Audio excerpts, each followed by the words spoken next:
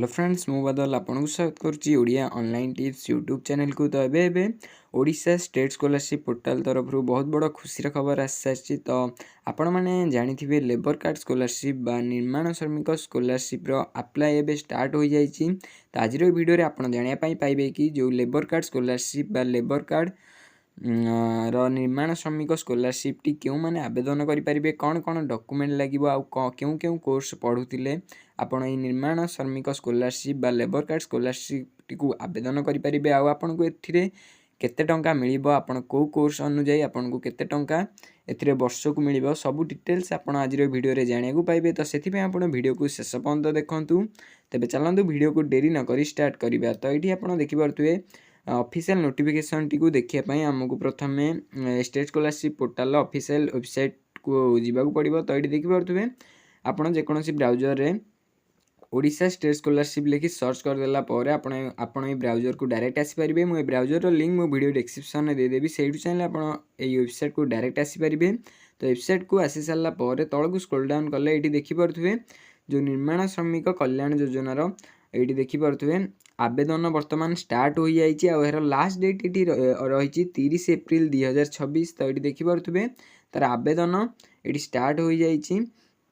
Outie तेबे चलनु जानिबा ए scholarship T आपन केते जन को मिलिबो। तो ये देखि पारथुए स्कॉलरशिप अमाउंट टी पर ईयर आज पर कोर्स ड्यूरेशन ने आपन जेते वर्षर कोर्स करूथांती आपन को से अनुसार वर्ष को आपन को ये स्कॉलरशिप टंकाटी मिलवा। और ये देखि पारथुए टारगेट नंबर ऑफ स्कॉलरशिप रे आज पर एप्लिकेशन रिसीव रे आपन जेते भी एप्लिकेशन एई निर्माण श्रमिक स्कॉलरशिप रे रिसीव हबो समस्त को एथिरे स्कॉलरशिप रो टंकाटी मिलिबो। तो ये तापर ये देखि पारथुए चलो जानिबा क्यों माने ये आवेदन करि परिबे। तो ये देखि पारथुए एई स्कॉलरशिप टी वर्ष को मात्र थरे मात्र मिलिबो। तो तापर ये आपण जदि ओडिशा स्टेट स्कॉलरशिप पोर्टल ले अन्य जेकोसी स्कॉलरशिप अप्लाई करथांती जेमिति कि पोस्ट मैट्रिक स्कॉलरशिप किंबा यूजी मेरिट स्कॉलरशिप तो ताकू अप्लाई करथिले मध्ये आपण एठी निर्माण श्रमिक स्कॉलरशिप टी जहाँकि अच्छी आपन पाखे यदि लेबर कार्ड थाए तेबे आपण एई स्कॉलरशिप टी एठी आवेदन करि परिबे। तेबे चलंतु जानिबा एठी जो फुल डिटेल्स यार कौन रही।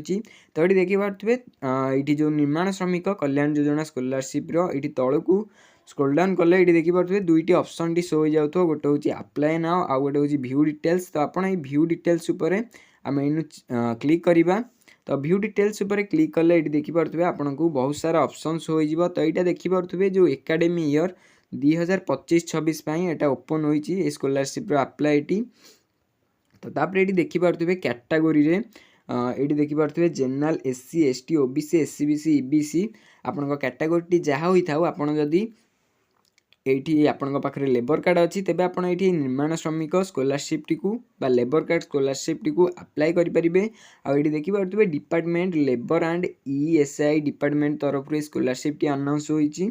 आ स्कीम रे एठी निर्माण श्रमिक कल्याण योजना एठी आपन को शो होई जिवो। तो तापर एठी चलंतु जानिबा यार क्लास बा कोर्स सब कोन रहिची। तो एठी देखि पारथुए आपन जदि एठी 10म पढ़ुचंदी तेबे मध्ये आपण ए स्कॉलरशिप को अप्लाई करि परिबे। तो तापर एठी तळकु स्क्रॉल डाउन कले तो ये से भाई भाव में सबू कैटेगोरी पिला जदि +2 मध्य पढ़ुथांती तेबे मध्य आपण एठी अप्लाई करि परिबे। तो तापर एठी देखि पारथुए जो फैमिली इनकम आ एठी परसेंटेज एमिति किछि मेंशन नाही, जेहेतु आपण पाखरे लेबर कार्ड अछि तेबे आपनकर मिनिमम बा मैक्सिमम एठी फैमिली रो इनकम जा रही ता एठी मांगी नाही। आ परसेंटेज आपनकर लास्ट एग्जाम रे जेते परसेंटेज थिले मध्य आपण जो कोर्स पढ़ुथांती आपनकर जेते परसेंट थाउ आपन को एठी स्कॉलरशिप टंकाटी एठी आपन को मिलिबो लेबर कार्ड स्कॉलरशिप बा निर्माण श्रमिक स्कॉलरशिप। तो तापर एठी देखि पारथुए डॉक्यूमेंट रिक्वायर्ड रे।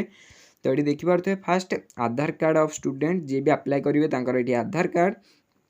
तो तापर एठी देखि पारथुए copy of bank passbook with account number and IFSC code. तो बैंक रो जहा भी अकाउंट नंबर आपनकर पासबुक रो अकाउंट नंबर आ बैंक रो आईएफसी कोड टी मध्ये आपन को एठी दरकार।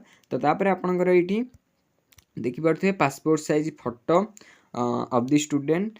तो तापर एठी marksheet of the last exam pass set. तो आपन जदि एठी +2 रे आवेदन करूथांती तो लास्ट एग्जाम आपन एठी 10th रो सर्टिफिकेट आपन को अपलोड करिया पड़िबो। आ जदि आपन वर्तमान ग्रेजुएट बा ग्रेजुएशन में पढ़ुथांती तेबे आपन को लास्ट एग्जाम रे जहाँकि +2 रो मार्कसीट टी को आपको ये अपलोड करिया पड़ो। तो यहाँ सबुथिरे ए सेम डॉक्यूमेंट आउ फैमिली इनकम परसेंटेज सबुथिरे सेम।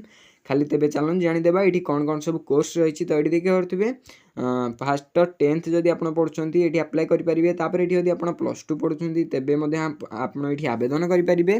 तो सबू कोर्स आउ कैटेगोरी पिला परसेंटेज किसी भी मागिनी आउ जहाँकि रही फैमिली इनकम किसी भी देखिपे ये मागिनी। तो तेबे आउ चलते जाना क्यों क्यों कोर्स करुले आप निर्माण श्रमिक scholarship labour card scholarship T आवेदन करेंगे। तो ये देखिपे +3 MA MCOM MSc करुले आपण ये स्कॉलरशिप आवेदन करेंगे। तो तापर ये देखिपे जमीक architecture ayurvedic engineer BTech course homeopathy hotel management. तो तापर ये तल को स्क्रॉल डाउन कले तो ये देखिपे MSc MTech master in computer application जहाँकि रही MCA। तो तापर आपड़ जदि ये master of business administration MBA बा मेडिकल किंबा फार्मासी करुँच तेबे आप स्कॉलरशिप आवेदन करेंगे। आउ ये देखिपे BD नर्सिंग किंबा टीचर ट्रेनिंग जहाँ भी आप जो कोर्स करुँच आपण स्कॉलरशिप आवेदन करेंगे। आउट देखिपे आप क्लास 6 किंबा 7 में अच्छा तेबे आप स्कॉलरशिप आवेदन करेंगे।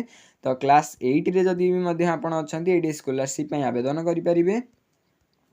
आ क्लास 9 में जदि आप अच्छी तेबे आप स्कॉलरशिप ये आवेदन करेंगे।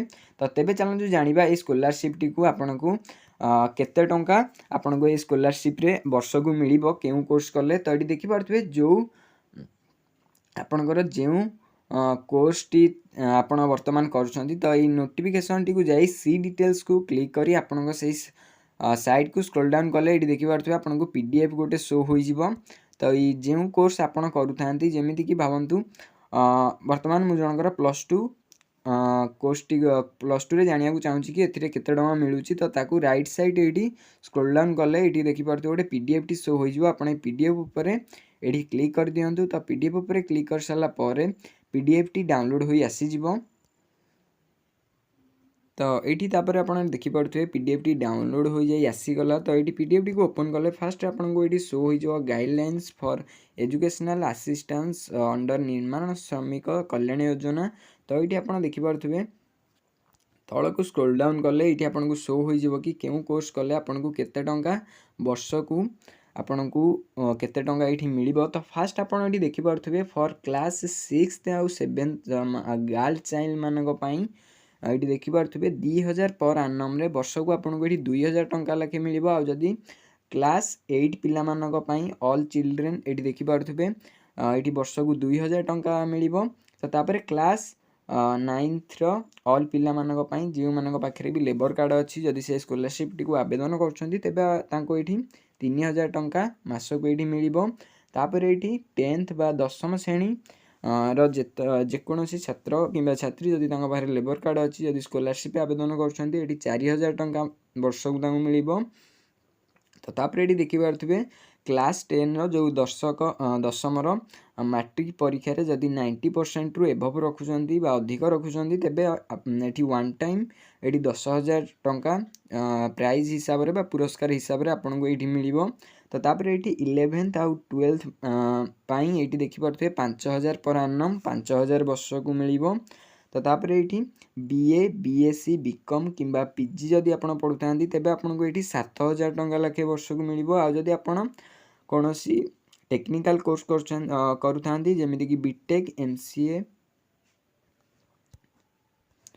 किंबा आप MBA करुँच किंबा ये MRC BRC तापर MTech MSc BPharm MPharm hotel management catering services medical जदि आप गवर्नमेंट कॉलेज रे सब करुँच तेबे आपको ये 40,000 टंका वर्ष को मिल। आदि आप BD सिटी नर्सिंग ट्रेनिंग कौन सी गवर्नमेंट इंस्टीट्यूशन बा कॉलेज रे करुँच तेबे आपको ये 10,000 टंका ये मास को मिल। तो यही PDF टी मु आम टेलीग्राम चैनल में पोस्ट करदेवी से चाहिए आप PDF टी को डाउनलोड करी यही सब डिटेल्स आपन जानिपारे। तो आशा करुँच आज भिडियोटी भल लगी आप निर्माण श्रमिक स्कॉलरशिप सब डिटेल्स आप जापारे। जदि भिडियोटी भल लगी था भिडियो गोटे लाइक करदे, आम चैनल नुआ थे चैनल को सब्सक्राइब करदे। से पर्यंत देखा एक भिडियो।